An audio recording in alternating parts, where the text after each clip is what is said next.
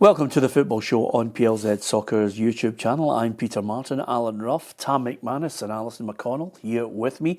We're back because we obviously had to miss, and it's a long time before we've ever cancelled a show, Ruffy, but Friday I think everybody was just safely in their houses as the storm kicked in. Yeah, I think a lot of people were worse off some than others, but if you dared to go out then at your peril, depends where you were, but I think a lot of people are obviously looking for their insurance.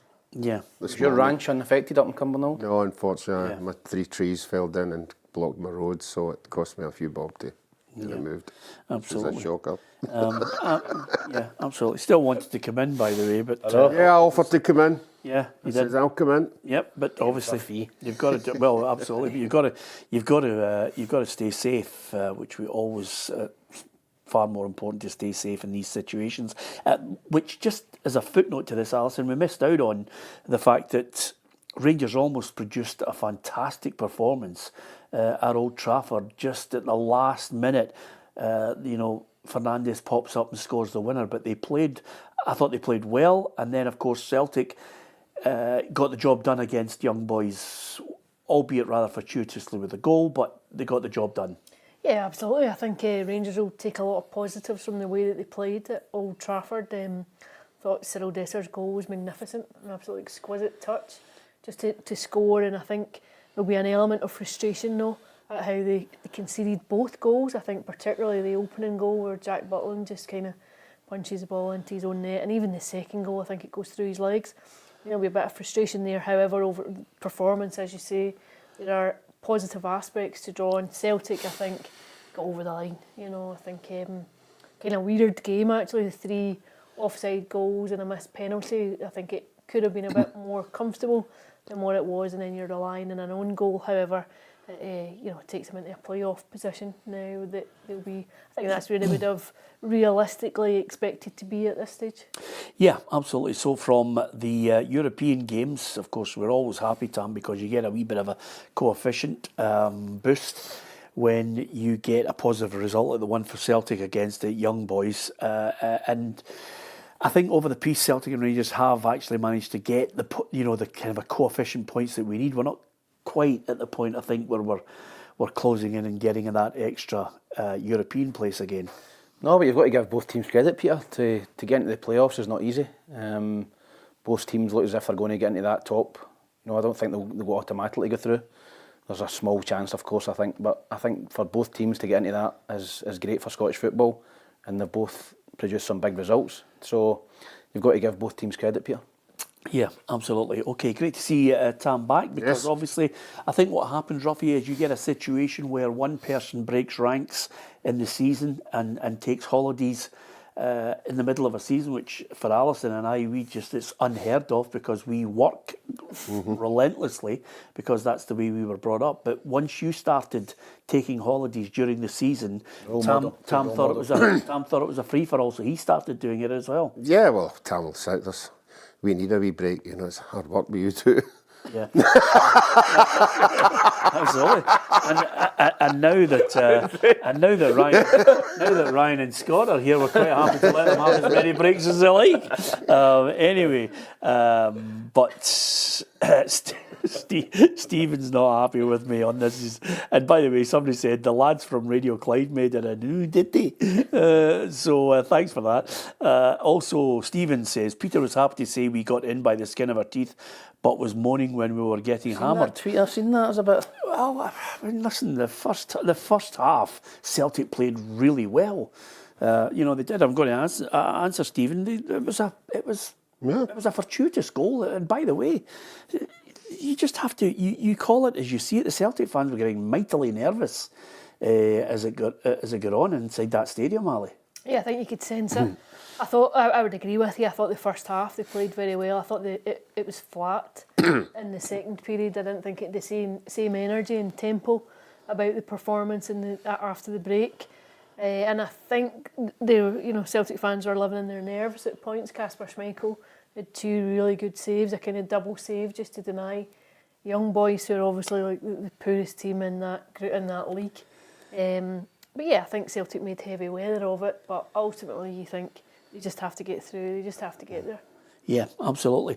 Okay, and we've got quite a bit of transfer activity to talk about as well. So with that in mind, Blair is summing up some of the ins and outs in Scottish football. Kyogo has left Celtic to join Rennes in a deal said to be worth £10 million. Meanwhile, going the other way is Jota, who has returned to Parkhead on a 5.5-year contract for £8 million. One player who won't be joining the Hoops this window though is Aston Villa striker Louis Barry, who is set for a loan move to Hull City instead. Meanwhile, former goalkeeper Benjamin Siegrist is having a medical at Serie A side Genoa. Across the city, and Rangers have confirmed that Kieran Dowell has joined Birmingham on loan until the end of the season. However, Cyriel Dessers has insisted that he has had no talks about leaving the club in this window. And finally, English Premier League side Fulham are set to make a third bid for 16-year-old St Johnstone forward Brodie Dare. Yeah, quick summing up of it all. It's Jason Dare, remember Jason Dare that played with Dunfermline? Yeah. That's his boy. Just makes you feel old, doesn't it? It does, yeah. Jota, what do you make of it? I think it's fantastic business for Celtic. I mentioned it earlier, Peter. I think that when you sell someone for £25 million and you get them back 18 months later, still in the prime of his career, 25-year-old, for £8 million, I think it's brilliant business. I also think, Kyogo getting nearly £10 million for a guy at 30-year-old. You'll get great service out of Kyogo as well. Do you think there's a wee story there?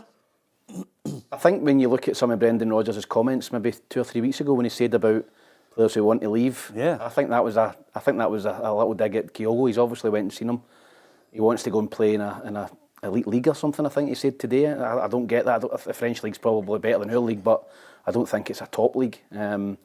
So I think it's great business for Celtic, Peter. Sign them for £4 million, sell them for £10 million. You've got 80, 90 goals out of him. He's been a fantastic servant, but it just shows you how well run Celtic are when you look at some of the fees they're getting. £3 million for Mikey Johnson, £2 million for Lawal, £5 million for Bernabe. They're going to get Tierney back for nothing. They've got £25 million for him. It's incredible how Celtic do it in the transfer market and the negotiations. The negotiators at Celtic seem to be doing their business. Yeah, I think Kyogo can leave with his head held high, Ali. I don't think there's any doubt about that. I think he made a fantastic contribution to Celtic. I think there's probably 2 elements that come down to him leaving, and the biggest one's financial. I think the chat is that he's doubling his salary by going to Rennes, and also I think he feels as though he has a better chance of making that World Cup squad for Japan if he goes and plays in a different league. It might give him a bit of exposure that he feels as though he maybe was missing. But yeah, I think Celtic fans will be sorry to see him go, given some of the goals he scored, the volume of goals. I think pretty big goals at points too. I think he came in, no one had known him.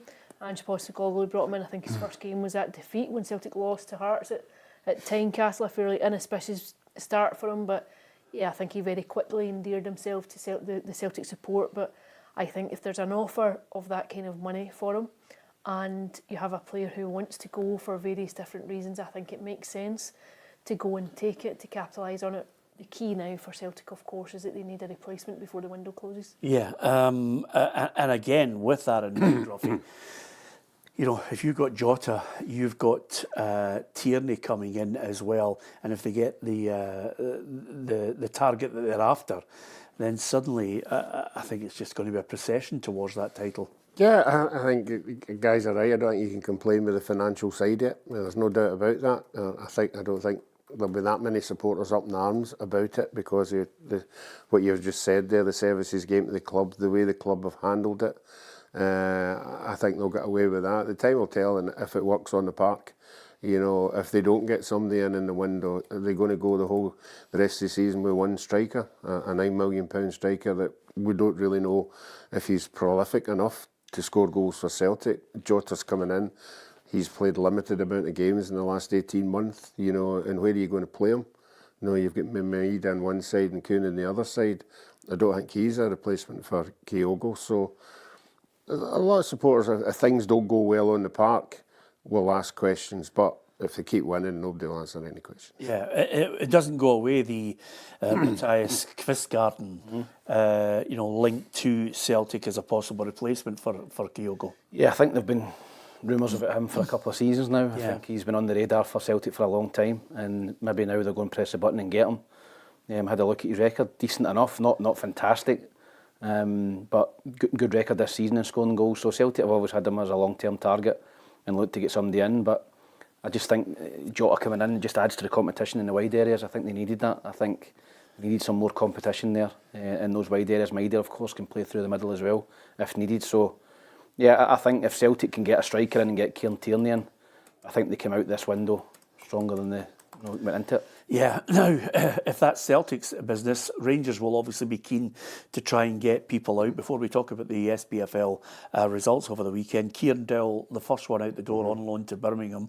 There was talk about Yilmaz, but, I think the manager's adamant that he won't be going anywhere. Dessers, we've already heard from Blair in that transfer report, but I think he'll be keen to get people that are just not making a contribution off the books. No, it's very, very obvious, and they haven't hidden the fact that people do need to go out the door for other people to come in. A lot of these guys are on quite big wages because obviously they've not paid any money for them. So they'll be sitting trying to balance the book and see what they can get in and at what price they can get them in. But I think it'll be loan people. I don't see them buying anybody. But there's a few days to go yet. It remains to be seen who else he thinks is surplus. Yeah, and that's the key to having that ability to bring in maybe one or two that could add something for them for the end of the season, because there's still the Scottish Cup, there's still Europe. Yeah, there is, and I think that if you're a Rangers supporter, you're thanking your lucky stars for Birmingham. I think you look at the players that they've let go. I think Davis, Scott Wright, and now Dill, 3 players that were out of the picture and probably on decent money. 2 of them at least would have been on decent money. So you're getting rid of those players, you're getting your freeing money up, and you're right. Still a lot to play for.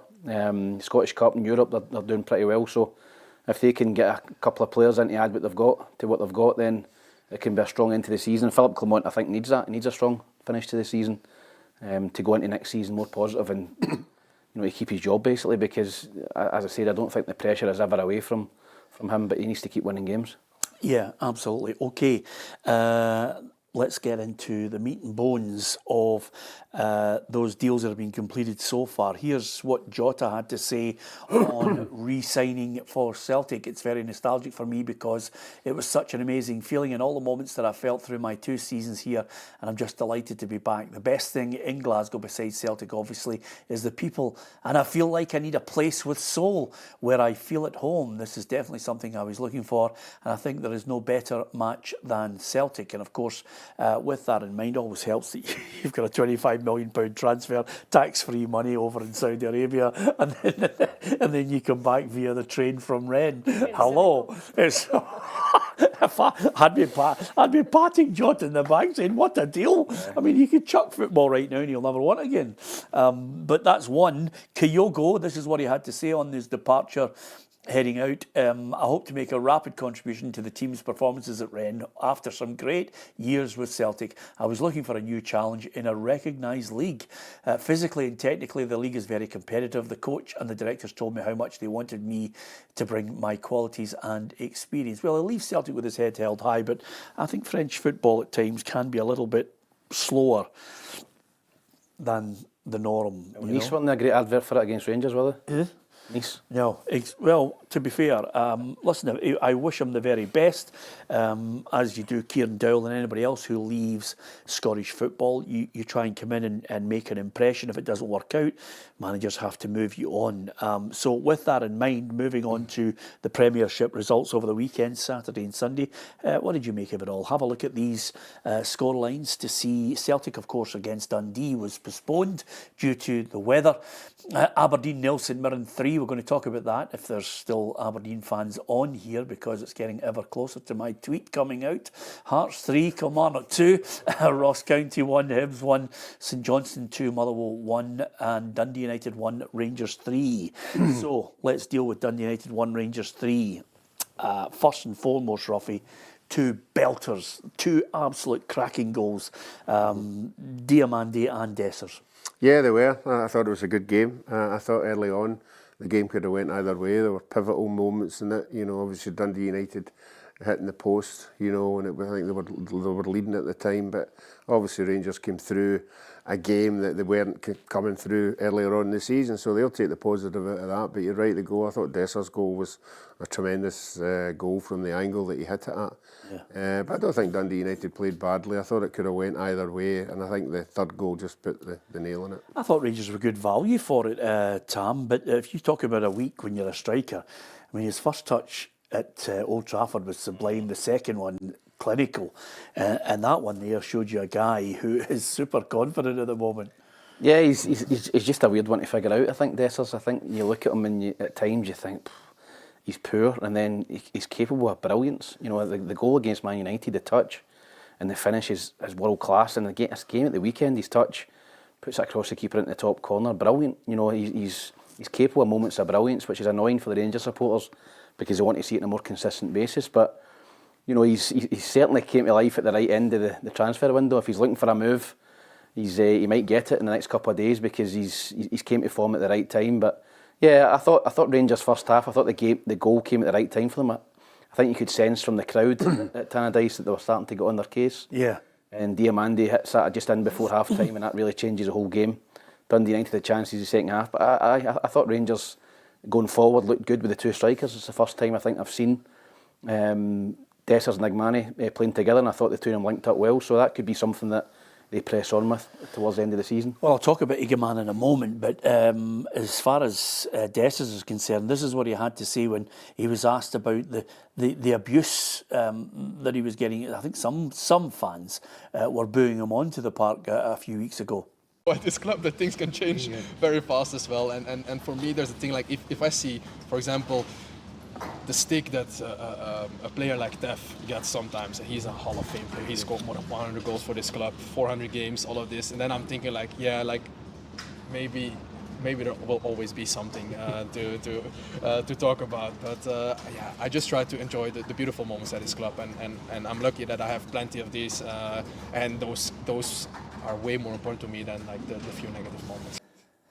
I like Imali in press conferences. I think he's a really jovial lad. I think he's a very positive boy, you know, and he almost treats, you know, praise and criticism with the same disdain. I think he comes across as very likeable. I think he's talkative, he's chatty, he answers questions, and he's honest. I think, I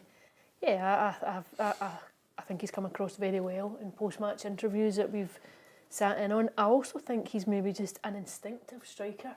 I think he maybe does better when he's got no time to think about it. When he's just acting without pause, when he's just going and doing it. But he has something, even his stats would tell you that he has something. But it's just the fact that, you know, he will miss chances, but he is capable of scoring. But I think he'll be in a fairly comfortable position at the minute. A couple of really good goals the past two games, coming to the closure of the window. I think if he's keen to move, he's got a couple of goals there to add to his profile. Yeah, okay. Let's cut to the chase. Red card, Diomande. Was it a red card? The manager doesn't think so. Don't understand the red card. I think the VR also didn't understand the red card, otherwise they don't ask the referee to come to watch the screen. So Dio get pushed away, so there's violent conduct towards him in the push, and he falls back and he has a small reaction with his hand, not touching anybody. So if you see that back, I think it's clear. The maximum is for the two players a yellow card. I see so many things happening in Scottish football every week. If this is a red card, then every game there should be 3-4 red cards. Okay, let's not beat about the bush. I agree with him. I think it was never a red card. What about you? No, I think it was a yellow card, but he was very fortunate he never contacted with Kevin Holt, because I do think he was going to slap him. Not hard, not physical. I think he put his hand out to touch him in the side of the face, but his momentum took him back and he missed Kevin Holt. So I think the attempt justified a yellow card. I don't think it was a red card. Yeah, fast track appeal will be heard tomorrow. Rangers have put it in. Come on, Tam. Red card? Yeah, no, they'll win that appeal. Never a red card for me, Peter. I think it's just a scuffle and he kind of raises his hand. I just don't think it's a red card. Doesn't touch him. If he had touched him, If he catches him, If he catches him, but that's not the issue. So it's an attempt then, isn't it? Eh? don't It's think an attempt. They might look at it and say, you attempted Yeah. to. The other thing I was going to say to build you, up to it as well. He's kind of failed first.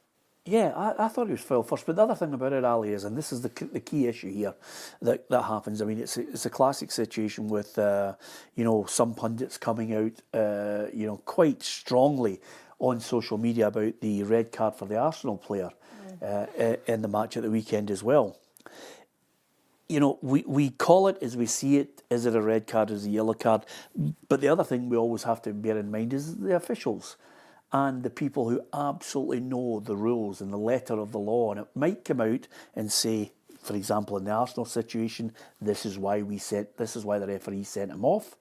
You know, pundits can, like myself and every one of us here, can blow hard on anything and give our opinion on it. But there may well be a situation where there is a part of a rule or whatever that the officials come out and say, this is why it happened. I'm not even sure. I don't even know how that got past the VAR for somebody to turn around and say, that's a red card. I think you can talk about the application of the law, and sometimes it can be very black and white when it comes to officiating. But also I think just being able to have a fairly common sense approach remains uppermost, I think, in the art of refereeing. I still think you have to be able to assess a situation in front of you and give a very common sense approach. I didn't think it was a red card at all. I don't think there was enough in it. I think we all agree there was no contact. No. There was no. He For never me, touched. If I look at you, the new Ruffy, and Well, that might be the laws that we're talking about. I have to say, I was That might surprised be- if he touched you, it's not a red card then. when No, he went but to the- I'm thinking Alison's right. The way the laws are interpreted, you know, they must have seen something. Because if I've seen it 2 and 3, intent. But is However- intent a yellow card? It's not a red card. I didn't think it was a red card, and I was amazed when it went to VAR. I was amazed that he stuck by his original decision. I didn't think he would have. Think they win the appeal? I think they should. Yeah. I don't think it's a red card. Okay. 3-1 win for Rangers. Give us your thoughts on it. Of course, Celtic didn't play at the weekend because of the storm damage and safety concerns. So that game was postponed and will be rescheduled. So it was Dundee United 1, Rangers 3. And now we come nicely to the Dundee Dons, the team that you said were definitely going to finish second. Just give them Third. Just give them the... Oh, third, sorry. Definitely going to finish third. Nobody will contest it. And now Still only 2 points off. If It's I'm not- I know.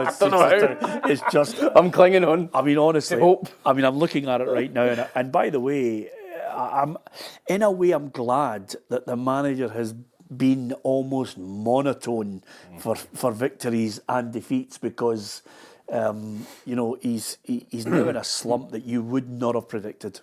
No, I don't think even Mystic Meg could have predicted this, Peter. It's been incredible. I think 12 or 13 straight wins and then no wins in 13. I think 4 points picked up. They are in free fall at the minute. They're very fortunate that everybody seems to be beating everybody round about them. But the pack are starting to close in terms of the top 6. I think they're only 5 points clear of 7th, which is incredible. Hibs beat them at the weekend. They go 2 points behind them. When, if I remember correctly, at one point when Aberdeen went 3-2 up at Easter Road, I think the gap was 25 points. So for Hibs to go potentially 2 points behind them is incredible. It's been a real bad spell for them. They look horrible at the back. Defensively, they're terrible.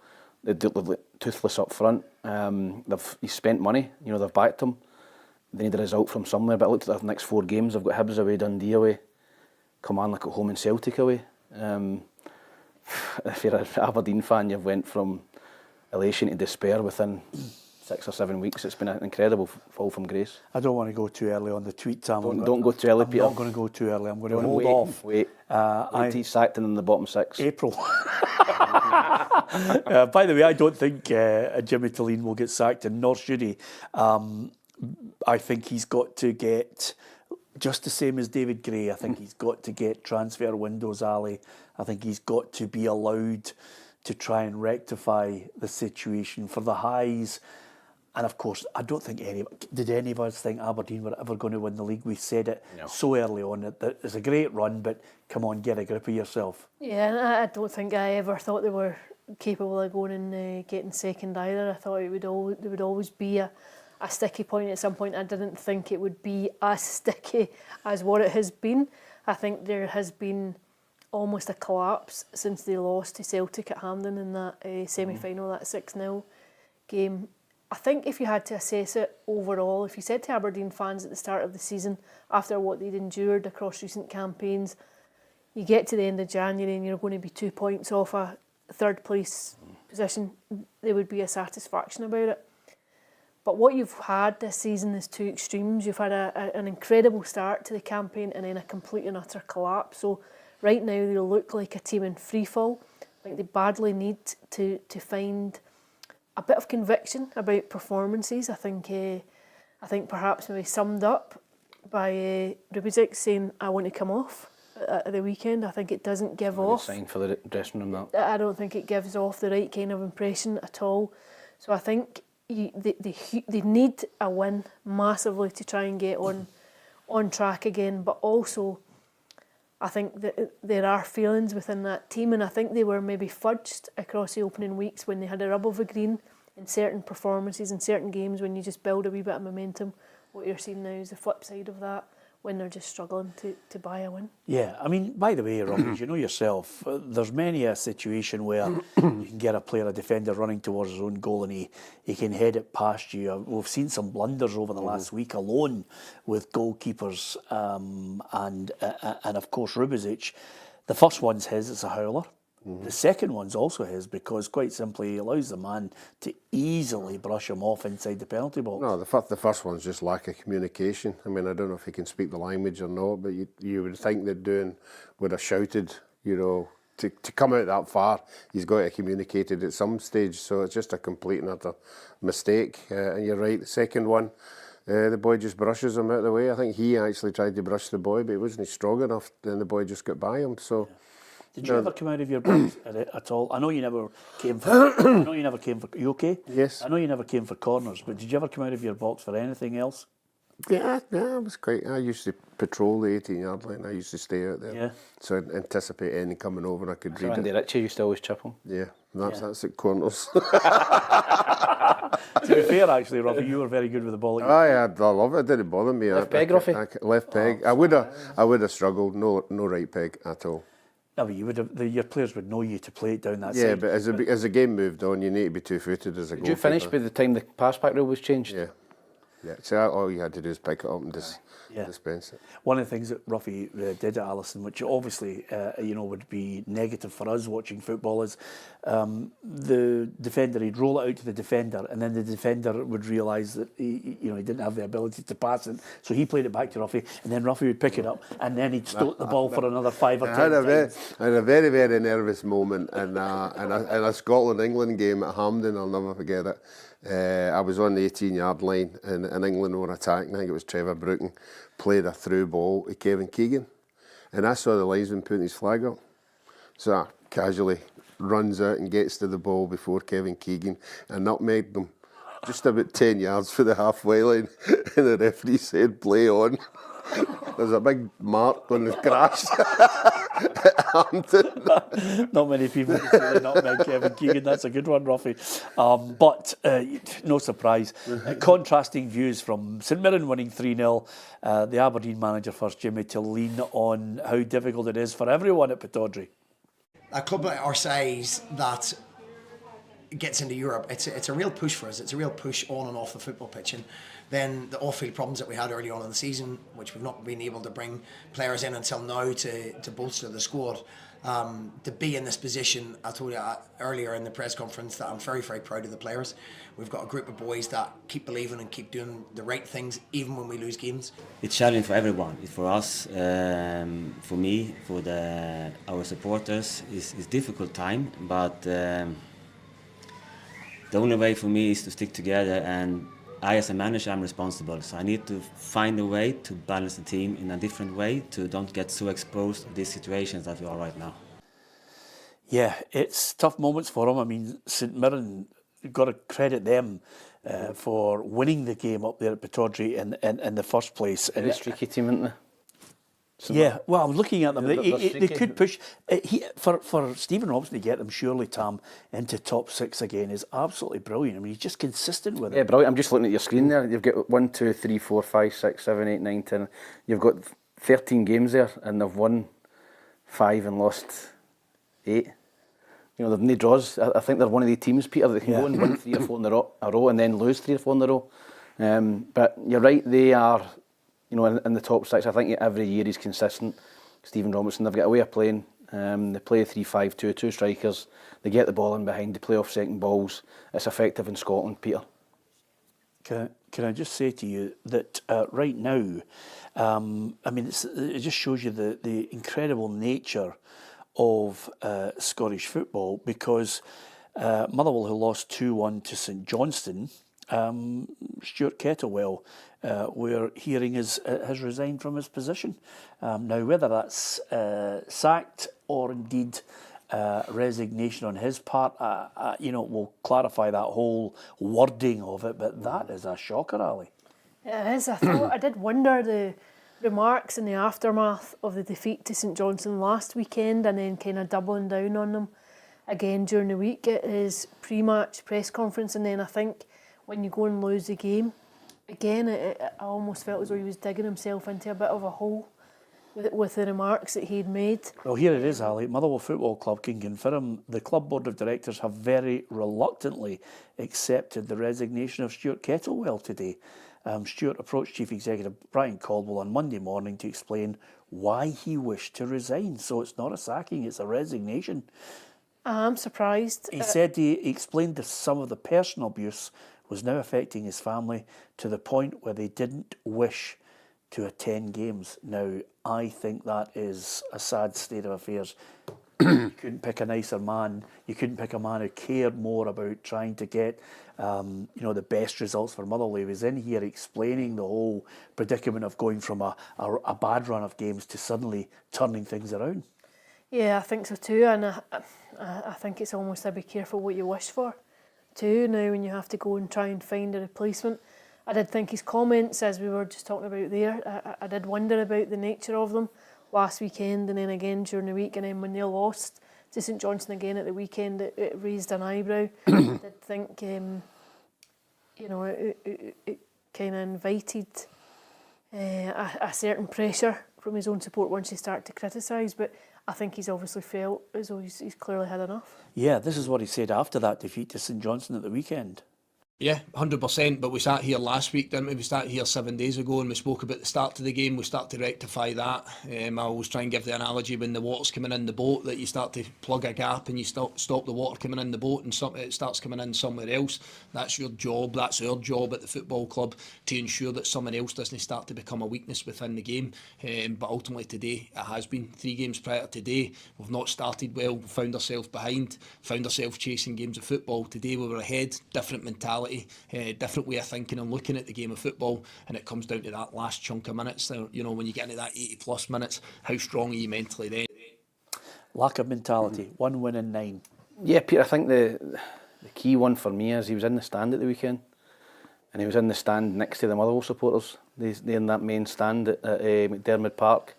So there's no doubt about it. When that second goal went in, they've turned and started giving him abuse. I don't know if his family were at the game or whatever, but I think it's different when you're sitting in the stand next to supporters, but to being on the touchline and getting it. So maybe that's been a factor in his decision today, that he's actually been in the crowd and heard it at first hand. Wow, I mean, it's a sad state of affairs when you have sitting fifth, Peter. They're having a decent season. Well, Aberdeen are on 1 win in 13. Yeah, it's just a personal decision from him. I think something's obviously really got to him at the weekend, and as I said to you, he was in the stand. I was watching the highlights this morning. I seen him up in the stand, and he was in amongst all the Motherwell supporters. So I don't know if things have been said at full time. So 1 win in 14 for Aberdeen. I've had enough. But in terms of the overall season, they're sitting in 5th. I think that's a decent season. If Motherwell finish in the top 6, it's a great season for them. So I don't really think it's a football decision. I think it's just a personal decision from him. I think that's a tragedy, Ruffy. Well, as Peter said when we had him in here, he's one of these managers, I suppose a lot of manager, he's a 24-hour manager. He thinks about football, he thinks about everything about the club, and you know, he gets very personal about things, and you can see him in the interviews when things aren't going well. You can see it's affecting him. You really can, and it's until you've been in the circumstance that fans turned on you personally, it depends on the individual, you know, how you deal with it. And obviously, maybe it just wasn't happening at the weekend. Maybe it's been happening quite a few times. So I just think he's a very professional guy who's said, look, I don't need this. You know, I don't need it. I don't need it. My family don't need it. You know, so why would I put them through it? Because I'm sure he'll get another job somewhere because he's so professional in everything that he does. Yeah, I mean, you're talking about 24 games played with 31 points, Ali, and as I did mention, you know, when you're looking at the previous 4 or 5 years of the Scottish Premiership, you know, anybody, I mean, St Johnstone looked doomed, but they're certainly not reading the script. They're certainly making a fist of it, but when you look at what gets you relegated, anything under 30, and you're toiling, you're not going to stay in the league. I think anything from 35 upwards, and you might avoid the playoff. And Motherwell, I don't see being involved in anything. I don't know what the expectation is, and I think some fans need to have a long, hard look at themselves.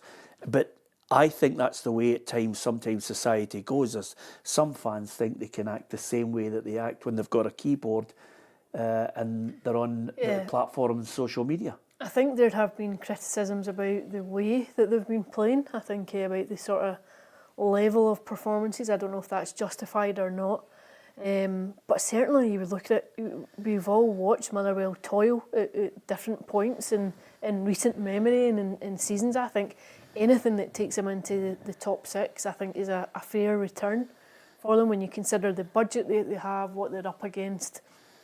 I'm not sure what else you would anticipate or what else would quantify success for Motherwell. I think being in 5th is arguably punching above their weight at points when you think of, if you look at teams round about them, other wage bills, etc. And I just wonder if he's got a bit fed up at the criticism about how they're playing and how they're getting results. But certainly, I didn't see that coming. I do think the comments last week made you raise your eyebrow a wee bit. It made you think that all was not well, and he was clearly pretty irked at a few aspects around the club, but I'm not sure I would have seen this coming. Yeah, absolutely. They've got Celtic, Ross County, Dundee United, Dundee and Rangers on the horizon over the next 4 weeks. So it's a heck of a run, and now they're going to be looking for a manager. That's the main news. Let's get an update on all of the news on our section here with Arnold Clark. Hello and welcome to your daily news headlines on Monday the 27th of January, sponsored by Arnold Clark Rewards. Download the app, buy a car and get rewarded. Philippe Clement has praised striker Cyriel Dessers for taking his moment in yesterday's 3-1 victory over Dundee United. He was waiting already a few weeks to get chances or more minutes, so that's normal, but he kept on working hard and with the right mentality. That's why I started him also today with Hamza, because he deserved it. And he took also the moment. Jimmy Tulane believes that the responsibility lies with him as he tries to change fortune in Aberdeen as they suffered their 9th defeat in 13 league games on Saturday against St Mirren. It's challenging for everyone, for us, for me, for our supporters. It's a difficult time, but the only way for me is to stick together, and I, as a manager, I'm responsible, so I need to find a way to balance the team in a different way to don't get so exposed to these situations that we are right now. Motherwell defender Stephen O'Donnell says that his team are looking to bounce back from back-to-back defeats against St Johnstone on Sunday against Celtic, but knows the fans might want to vent their frustrations at the team's current form. Yeah, no, definitely. Look, it'll be nice to be back at Fir Park. I think fans will probably quite rightly have their frustrations to vent out. Hopefully they can vent them out and we can put in a display against, obviously, one of, if not the best team in the league. Those were your daily news headlines on Monday the 27th of January, sponsored by Arnold Clark Rewards. Download the app, buy a car and get rewarded. Yeah, thanks to Cara and that breaking news, of course, that Stuart Kettlewell has offered his resignation, which I think the Motherwell board have accepted at this point. What do you think about that whole Stuart Kettlewell situation? Should managers be tough enough to accept abuse that comes from the stands? Is there a breaking point where it affects your family and you think enough is enough? Are managers fair game for abuse, whether they're sitting in the stand or whether they're in the dugout, even when results suddenly can turn round? And that certainly happened with Stuart Kettlewell last season as well, when he was on a poor run. And I wonder what the actual reaction is with Don's fans up at Pittodrie at the moment, as they witness, even at home, defeat after defeat. You can give us your views on all of this. Is there a way that you can offer constructive criticism without being abusive? So with that, also the main news coming out of the transfers in and out is that Jota has returned to Celtic, and Kyogo is now a Rennes player playing in the French league. Kieran Dowell's on loan to Birmingham, and of course there'll be ins and outs right across the board that we'll talk about at the other clubs as well. There is one other little footnote, which is of course Rangers appealed that red card, and it will be fast-tracked to tomorrow, where a decision will be made on Diomande and whether that is worthy of a red. The general consensus among everyone here is that we didn't think it was a red card. You might think differently.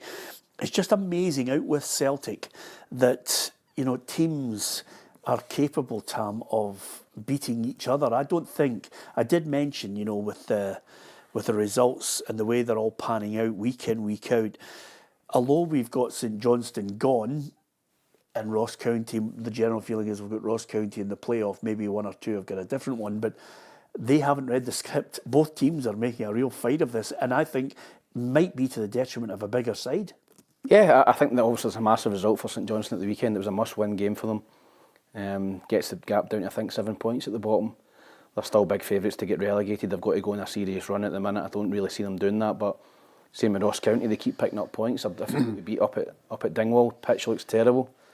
No tough place to go. So Kilmarnock struggling a wee bit, but again, 2 or 3 wins in a row get you from 11th or 10th up to 4th or 5th. So it's a really tight league.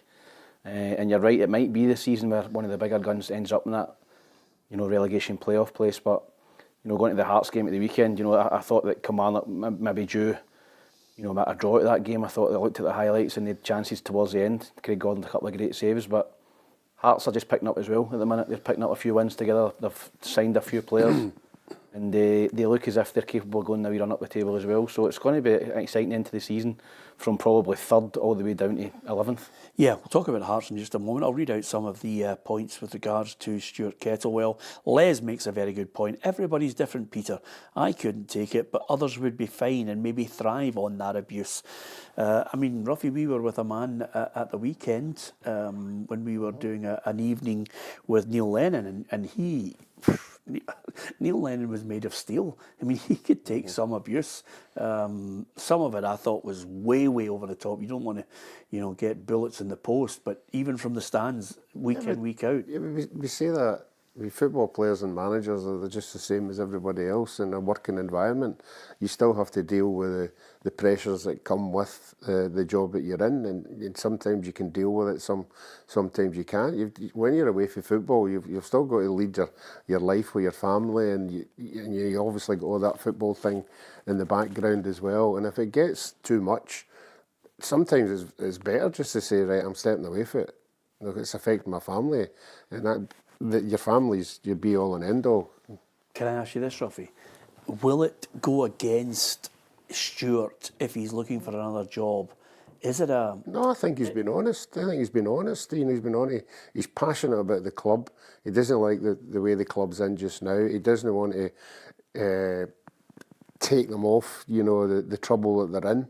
You know, he's stepping back and saying, look, somebody else could come in and save us for the run that we're on now. So I think he just made a really honest football decision. Yeah, he may well have made an honest decision, and I accept that whole aspect of protect your family. Nothing is worth your family suffering abuse and not wanting to come to the games because of the level of abuse that's being directed to you. Certainly kids wouldn't want to see that of their dad.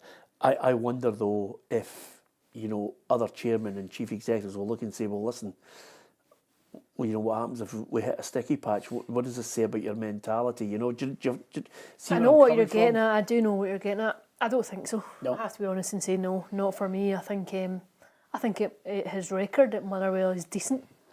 I think his return has been decent. I do wonder if there's maybe a wee bit more to it than what we know at the minute.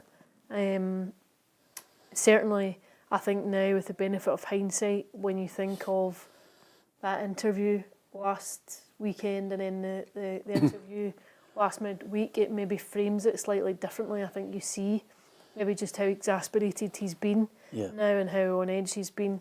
And you may find that there's a bit more to it now over the next few weeks. Yeah, Tommy says Kettlewell didn't want relegation on his CV. I'm not so sure Motherwell were anywhere near getting relegated, I don't Tommy. think they'll be anywhere in that. Yeah, I think... Fifth?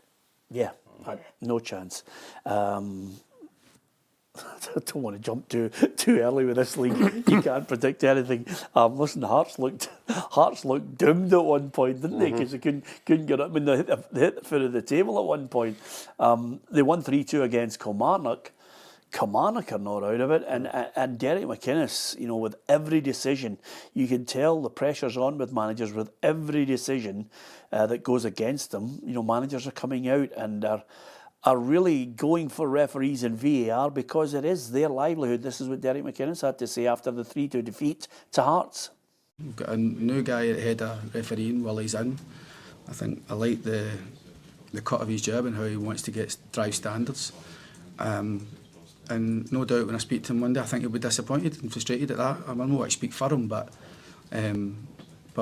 for the few calls this season where they've accepted they've got quite a lot wrong, which is fine and well, and it's nice to have that honesty and transparency, as you say, but ultimately we needed just to be the right decision today. Yeah, was that a case of the referee let them down, or the VAR? I think it was the first goal he's talking about, Peter. I thought it was offside. Yeah, I think it probably was just offside, to be honest. So he's obviously frustrated at that. But Kilmarnock had plenty of chances in the second half to go and get the equaliser towards the end. They went one each, and then obviously 3-2 down. Craig Gordon had two great saves. Really good save from two great saves, one from right at the death with Watson. So yeah, I think Kilmarnock will be okay. I think their home form will keep them away from trouble. I think they're strong at home. Away from home, they're struggling to pick up results, but I look at their team and the way they're playing, and I think they'll be okay in Hearts. Listen, it's no beyond the realms of possibility that Hearts push for third or fourth. Same with Hibs. It's that tight a league. Yeah, it's crazy listening to you say that. It is. Hibs and Hearts are still in the shake-up because Dundee United have had a poor patch in Aberdeen in free fall, so these teams are starting to... 3 points off top six. Yeah, it's crazy, isn't it? You think, given how abject they were in the run-up to the Christmas period, to where they are now, I think it just shows you that when you take sort of Celtic and Rangers out of it, there's been so little between like 9-10 teams across the last 6 weeks or so. Yeah, absolutely. Ruffy, when you look at it all though, keepers are always at the forefront of our thoughts. Kieran O'Hara. Yeah, he tried to catch it down here and he should have tried to catch it at the highest point. Yeah. And the boy just bounced off the ground and beat him to it. It was a terrible blunder, wasn't it? It was, you know, I think he didn't think that the boy would have reacted to try and get the header. He got up really quick. He got up really quick. I think he just thought he was just going to catch it, but he should have caught it higher up. But no, everybody makes mistakes. Yeah, absolutely. And there speaks a man who's lived that moment. Not on a lot of occasions, I have to say, because you were an absolutely top drawer goalkeeper, Ruffy. But from there to Ross County 1, Hibs 1, and the reason why I mentioned that, Tam, is, you know, we're writing off, and we can only give our opinion on the likes of a Ross County or a St Johnstone. We're writing them off, but they are battling. Ross County 1, Hibs 1, and they got a penalty right at the death. Was it a penalty?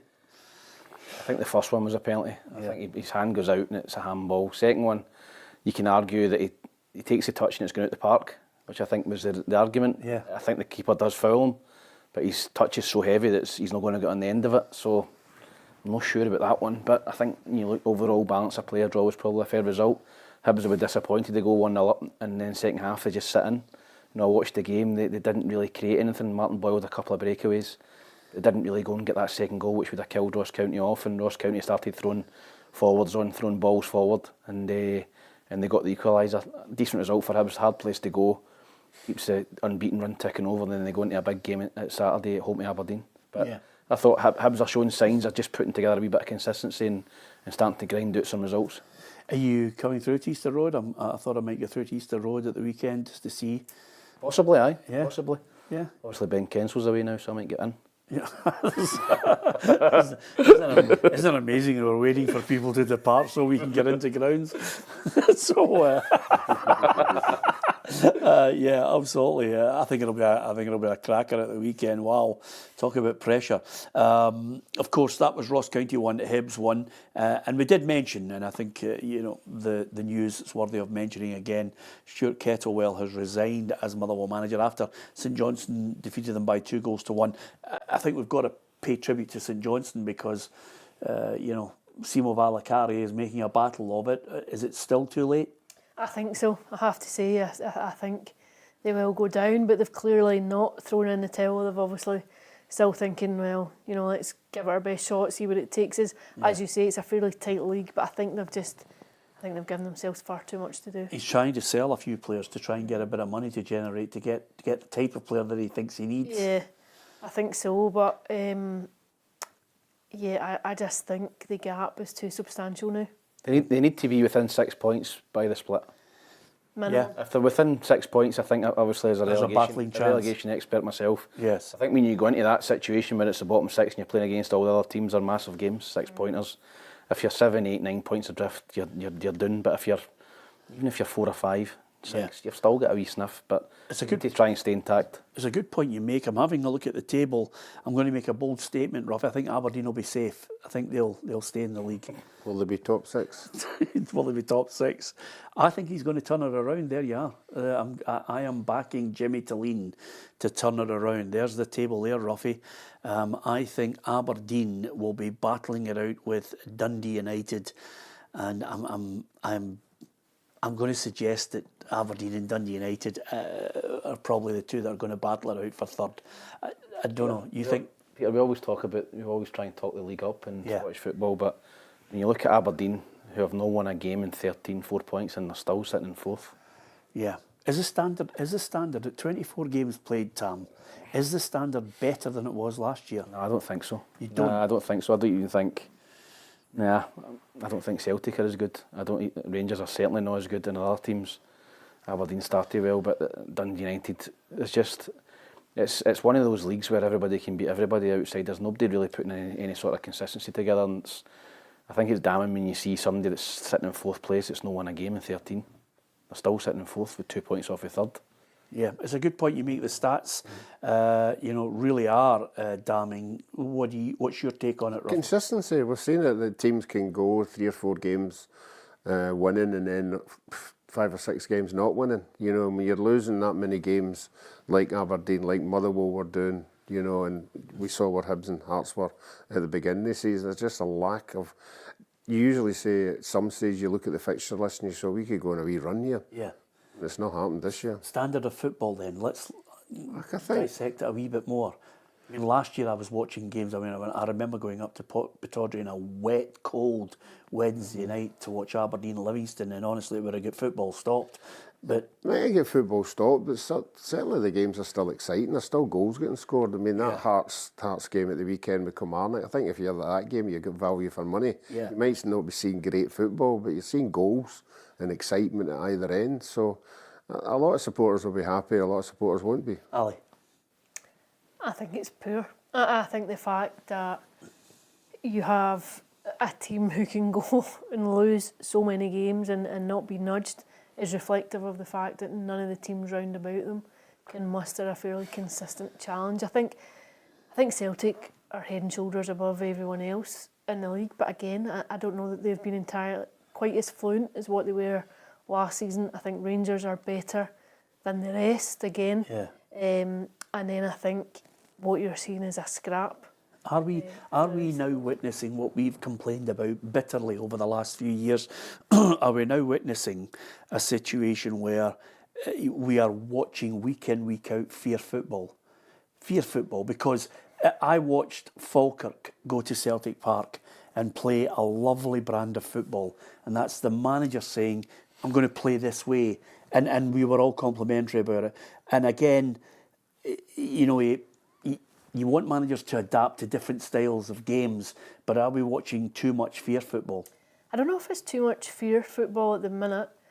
I think what you're seeing now, particularly across the last few weeks, is maybe just too much football. I think the festive calendar was unprecedented for the sheer volume of games. I think it has an impact physically, mentally, also on pitches. I think I've been at games recently where I've thought pitches have been pretty poor. Even Celtic Park, I thought aspects of it looked quite bald, and the channels. I think just when you're not getting any respite for players to recover, just to take a bit of a breather. We've been so used to having a winter break across recent seasons. I think that's helpful in terms of a bit of quality, just allowing a wee bit of quality to come back, letting players rest. But I don't know if it's quite fear football, but certainly what you're seeing is maybe just a deterioration in standard. I think another wee problem is a lot of these teams that were looking for challenges are selling their best players.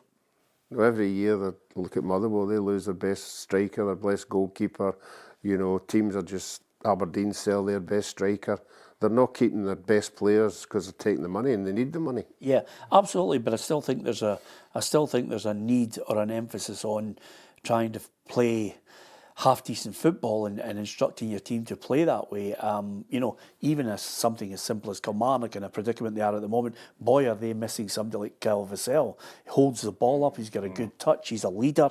And, you know, those little players, those key players that can come in and play football the right way make all the difference. I'm going to read this out because obviously I like to, you know, welcome you back. You've been on holiday, you've been a wee bit easy going.